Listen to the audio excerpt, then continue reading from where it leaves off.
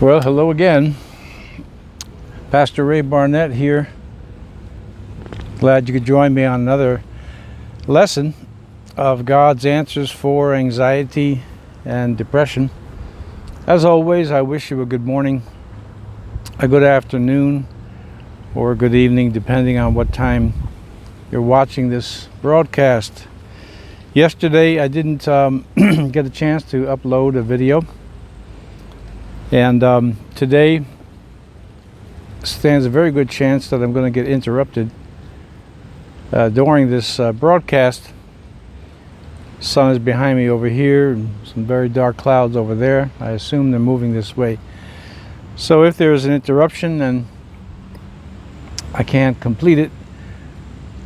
Well, I will complete it, but I'll have to do the rest of it sitting in my car. Again, a very unprepossessing location, in my opinion, sitting in my car. All right, so this seems appropriate enough as a topic for today. Concerning anxiety and depression, I want to talk to you about hurrying up, rushing, and it seems as though we're doing a lot of that these days.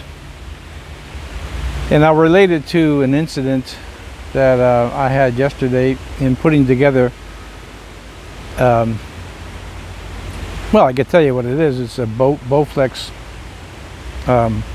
home workout machine, which people that I've known who are weightlifters who use it have said it works pretty well. And I intend to use it as a kind of a secondary or supplement to doing my heavier lifts at the gym. Whenever it opens, who knows, I don't know. Anyway, so I watched a couple of videos on YouTube. One of the many advantages to the technology we have today. You can find out almost anything by watching YouTube. And so I watched the guy putting together this machine, and he did a very good job explaining everything, and I watched the whole thing, and it seemed, pretty simple. So I attempted to do it myself, which actually went very, very well, partly because the construction and the instructions are very good, and partly because I had already watched a video of somebody putting it together, so that worked out well. And everything went well for a few hours because I was by myself doing it, so you gotta kind of try to manipulate things, and it's a little difficult. The tower on the lat tower on the Bowflex probably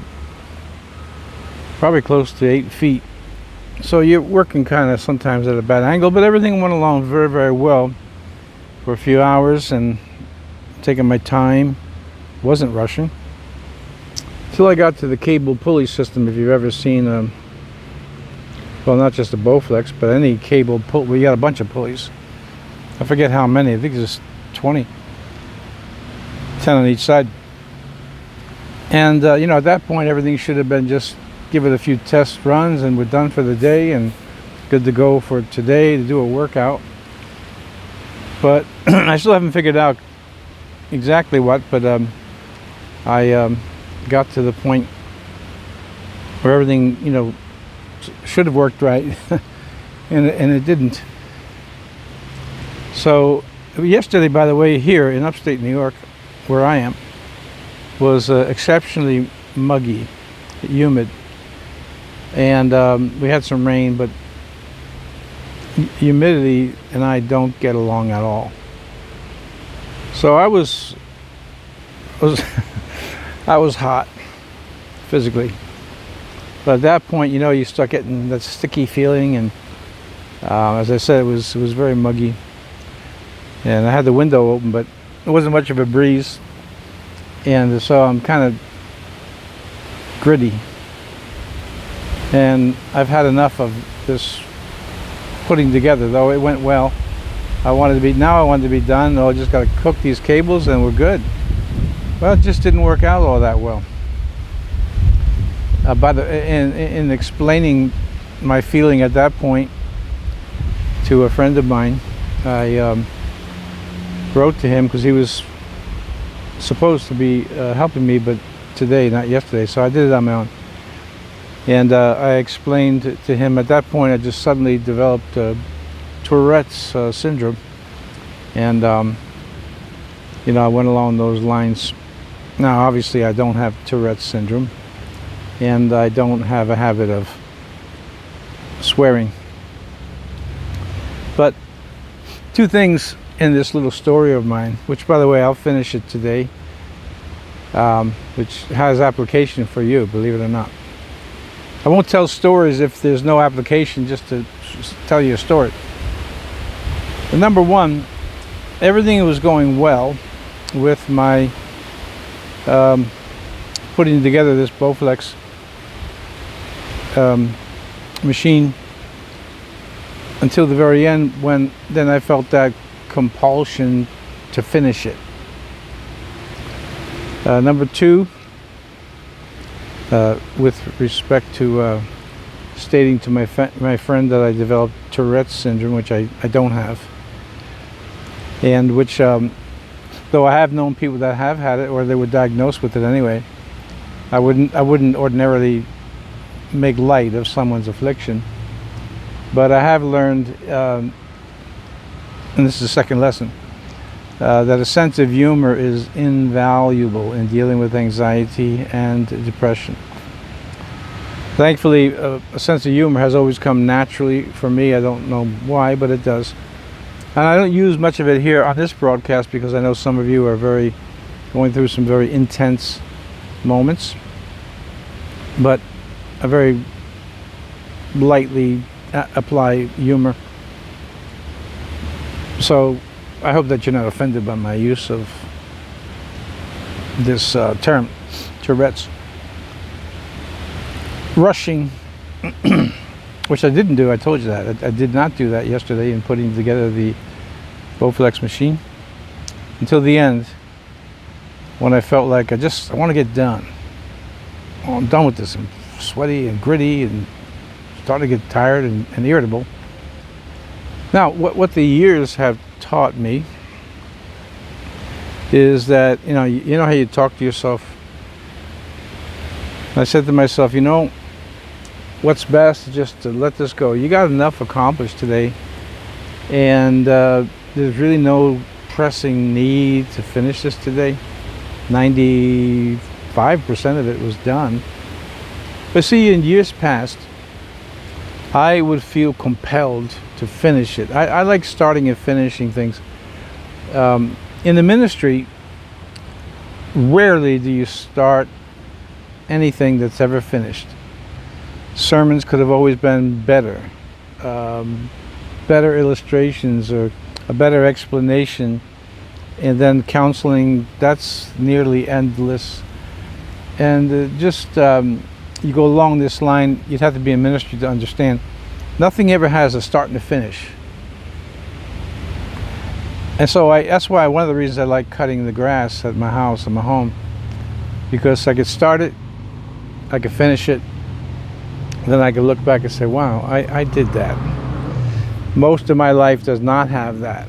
There's a start, you see progress, but you never really see anything finished next, finished next. Very few things. So years ago, I would have felt compelled to finish that project. But the years have taught me that it's not necessary. Just do it tomorrow. There's not much left to be done anyway, so just let it go. And then I reasoned with myself as well, and I said, sleep on it. I had some other things to do that day, including taking care of my dog and a few other things. Just let it go for today and get a good night's sleep and wake up tomorrow. And everything always seems better in the morning, or I should say it the other way around. Everything seems worse at night. And why is that? Well, usually at night, most people, not all, are tired. But I can guarantee you one thing: if you're not my age, and for those of you who are, you get it. At night, it just seems like everything is worse. And when you have a good night's rest, if you do sleep well, everything seems to have brightened up by the morning. I mean, at least you got a little more wherewithal and energy at this stage of life for me. So, what I like to say is this time we live in, this society that we live in, everything seems to be always hurried and rushed. And me by nature, I have mentioned this before, I like to reflect, I like to contemplate.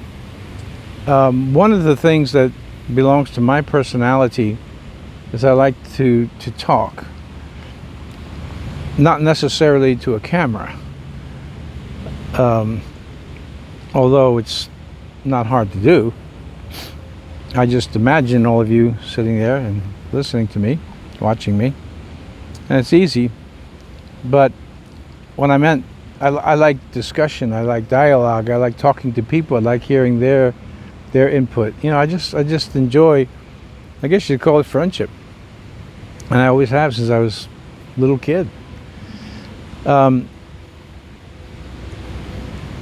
So back to the story. I by nature gravitate to things being done in order, orderly, which again in ministry is a rare exception that you have real order, because you're dealing with, first of all, you're dealing with God, who doesn't always share his plans with you, and then you're dealing with human nature, and you're dealing with human problems and human needs and so forth. So it's not always that predictable. So you have a lot of many vicissitudes in life. There's changes all the time. And oddly enough, my personality doesn't, I'm not inclined to live like that, though I have been living like that for going on 44 years. I'm in my 44th year of ministry. Yeah, I had to learn, you see, and that's what I really want to convey to you today. Things that I do now don't come natural for me and my personality. Now, if you were to push me over here and let me scratch out how I want my day to go, my week to go, my month to go, well, it's going to be well organized and ordered. There's a time for everything and a place for everything. And I know that some of you can relate to that. That I'm just my brain is naturally wired that way. This may sound strange, but when I was a kid, here's a plate of food. Let's say it has some mashed potatoes and peas and some meat. I would sit there and maybe I'd eat the meat first, rotate my plate, eat the peas, rotate my plate, eat the potatoes. And it used to drive my father crazy. Why don't you eat a little bit of each and all that? So, I don't know. There's some way, for some reason rather, God wired my brain to say start and finish, start and finish. Now, I don't eat that way now. I'm talking about when I was a kid. But that was the way that my brain thinks. Start something, finish it, move on to the next thing, start, finish. And there's some of you, and you know who you are. You can start 8 projects, not finish anything, get back to this one, and that, not finish it, and eventually finish things. Sometimes no, and you're okay with that. And that's the way your brain is wired. Whereas my personality, that just drives me crazy. It's like, you started it, when are you going to finish it? And I like things started and finished in order, like the spinning of my plate as a kid. So if I were to organize my life, it would be different than it is now. But the lesson for today it goes back to something I've shared with you several times about improvisation. Improvido, apto, quod victum. Improvise, adapt, and overcome. This is something I've been doing my whole life because of the position I'm in as pastor.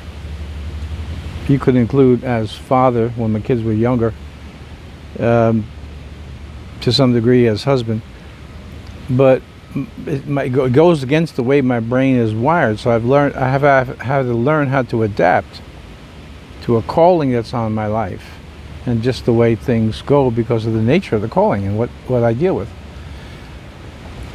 For you, the lesson is the same as it is for me, regardless of how your brain is wired. You may be the type of person that said, hey, Pastor Ray, I'll set up the Bowflex for you. I come in and there's 2 parts put together and everything else is laying on the floor, and you're outside talking to somebody, and then, oh yeah, I'll be back tomorrow, we'll get it done, don't worry about it. See, that doesn't work for me. But that doesn't mean that you're wrong and I'm right, any more than it means that I'm wrong and you're right. It's the way our brains are wired. But for both of us, regardless, we have to learn to improvise in life, then adapt to the improvisation, and then overcome. Use it to overcome. At my age, years ago at least, I pictured, how I would be at this age and how everything would be. You know what? It's not even close to how I pictured it. Largely because I was naive and uninitiated to this season of my life. I know many people whose lives are going along in a very smooth fashion, but they're not me. And I have to recognize that. I have to improvise, then I have to adapt, and then always, in my mind, overcome. Never concede, never give in.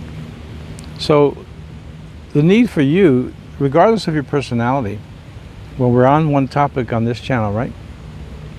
With anxiety and depression and mental health disorders, improvisation and adapting to the new plan, which sometimes may change again, and adapting to the second contingency plan, or the third, or the fourth, or the fifth. I've had instances where I've had more than a dozen. I had to keep changing because the situation keeps changing, and you have to keep adapting or you're going to lose. Now, you're not going to overcome, so you're going to lose. Now, my little story here, well, really, what's the difference? You get something put together or not, which, by the way, I did factor that in too. What's the difference? I've been out of my gym for over 6 months now, which for me is first time in my life since I started at 10 years of age. I don't like it at all. But what can I do? So I got to improvise. In the last 6 months, I get up every morning after my devotions, prayer, some reading and some more prayer, coffee and breakfast. I will ride my bike. I have a stationary bike. I don't have any weights because we gave them away over the years. I don't have a home gym, so I bought one. Hard to get weights, couldn't get anything. So I kept just going on the floor and doing what I did when I was a teenager. Doing push-ups, roll over, do crunches, roll back over, do push-ups, roll over, do crunches, and improvise. It's not to my liking, but you get the idea here of how this would apply to anxiety and depression and other things. You have to learn how to improvise with the ultimate goal of overcoming, which means winning, which in your case, it means overcoming those symptoms. You have to improvise to the degree and adapt to that improvisation to the degree with the goal in mind to overcome your situation. Now, let's say several of you out there have anxiety, the other few have depression. They are different, though they're always somehow connected. Now, for each of you, excuse me, that improvisation is going to be a bit different depending on your personality, depending on your environment. So you're going to have to begin to pray a lot, or at least pray, and ask God for His wisdom on what is it that you need to do to improvise, adapt, and then overcome.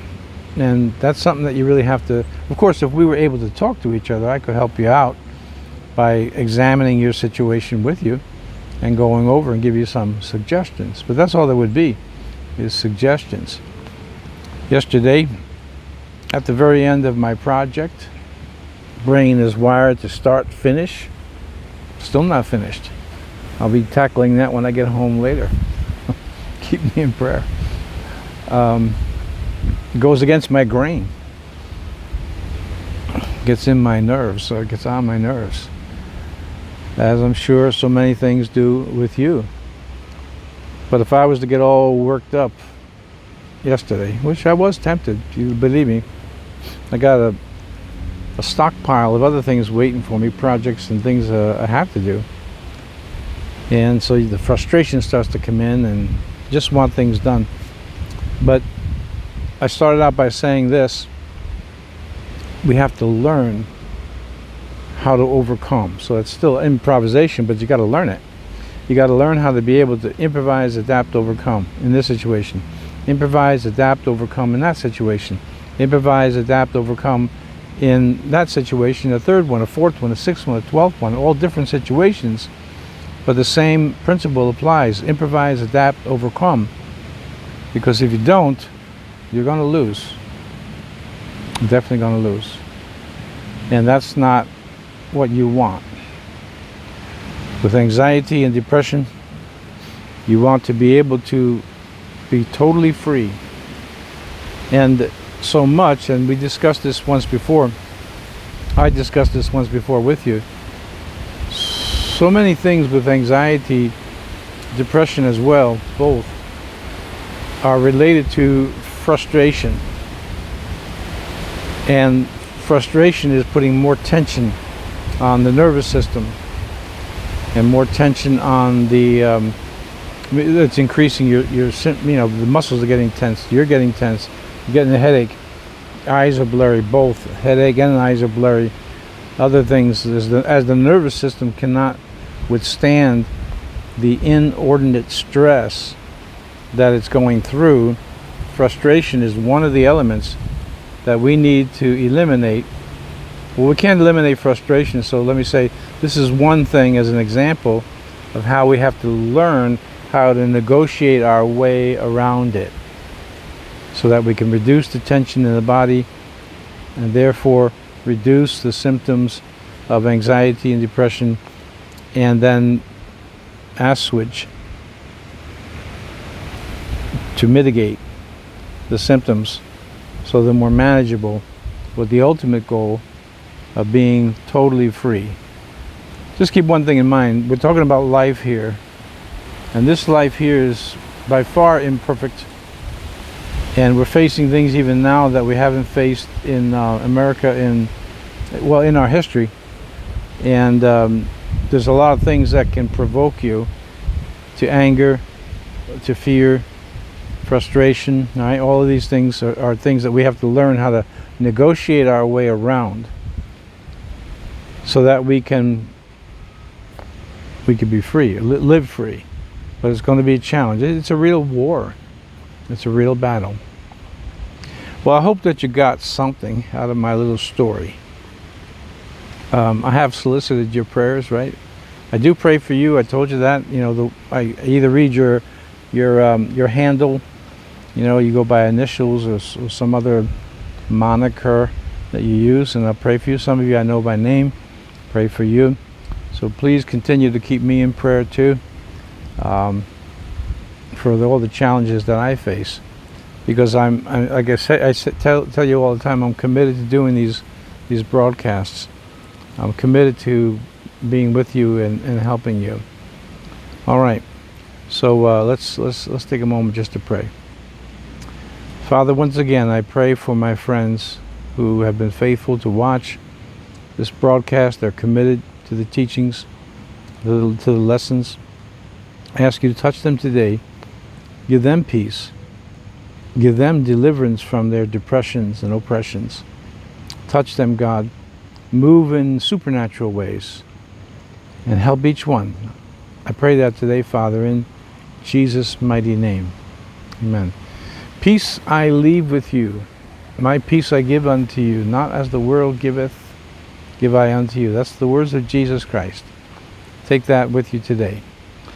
If you like these lessons, this is your first time tuning in, you want to know more about what we're doing here, just subscribe to the channel. And then also make sure you hit the notification button. Every so often there's a good example of why, because yesterday I didn't get a video up. So today obviously this one is up. And I always thank you for being with me. I'm doing these broadcasts for you, and I am concerned about your welfare, though the likelihood of us meeting on this planet is very very slim. So God willing, and the creek don't rise and Bowflex doesn't totally do me in, I'll be with you here tomorrow on another broadcast of God's answers for anxiety and depression. God bless you. See you tomorrow.